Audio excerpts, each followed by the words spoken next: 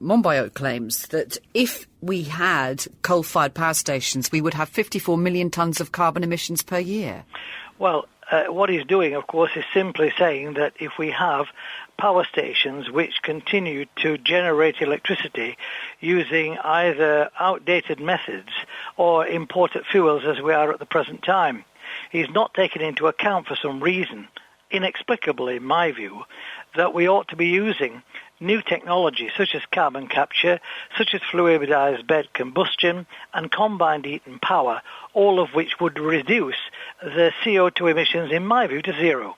He does address the carbon capture and storage possible facility, and he says that it would almost make it impossible to make it mandatory that existing and new coal-fired power stations would have that technology. At the minute, they're not obliged to have it, and they wouldn't have to sign the dotted line. Well, of course, if people are not made to do things, then they won't do them.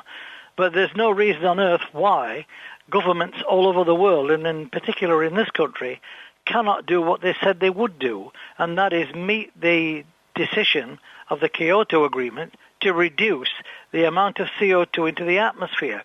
In order to do that, it means it must be mandatory that all existing coal-fired power stations, oil-fired stations and gas-fired stations, all which produce CO2, should have fitted carbon capture and should be having fitted all the technology that we know does exist, and in that way we would not merely reduce it, we would practically eliminate it. You make the point that the government therefore has to enforce these mandatory rules. However, do we have at the current time a government who could do that? Monbiot's criticism is that Brown, Straw, Darling, Hutton, Blears, Kelly and Hoon simply don't have any teeth. Well, I don't think either this government or the previous government had any determination to do anything about it. Don't forget, these are the people who crucify the coal mining industry, and one would have expected, having closed 192 pits, dismissed 170,000 miners, closed down something like 60% of coal-fired generation, or made it non-operational, there would have been a reduction in CO2 emissions. And in fact, there's been an increase. But is it the case, sorry to interrupt you, but is it not the case that any government has this very symbiotic relationship with business?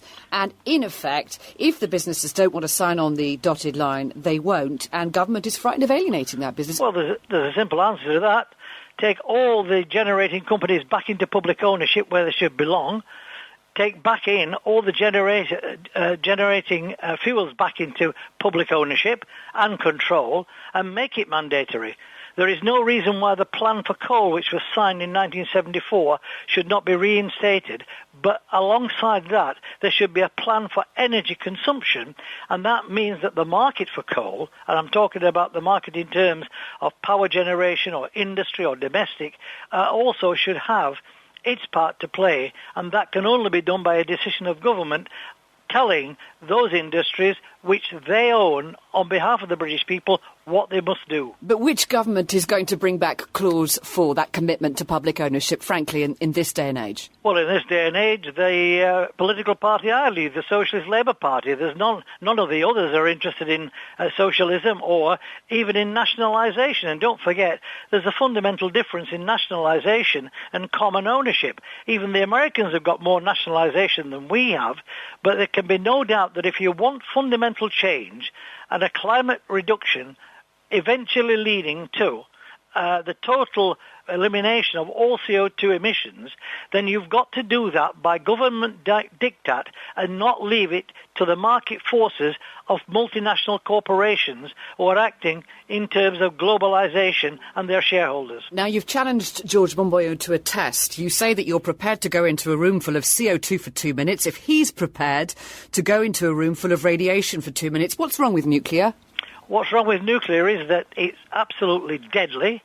It's caused the death so far of over 100,000, or will have, within a 30-year time span from the Chernobyl nuclear disaster. And I know that because I was on the TUC commission that investigated the Chernobyl disaster. I also was the advocate at the Sizewell public inquiry and the Hinkley Point public inquiry, and I know the danger and how deadly low level as well as high-level radiation is. And I tell you this, there's no question that radiation in and around a nuclear station does result in a 10% increase in leukemia and cancer, particularly amongst children.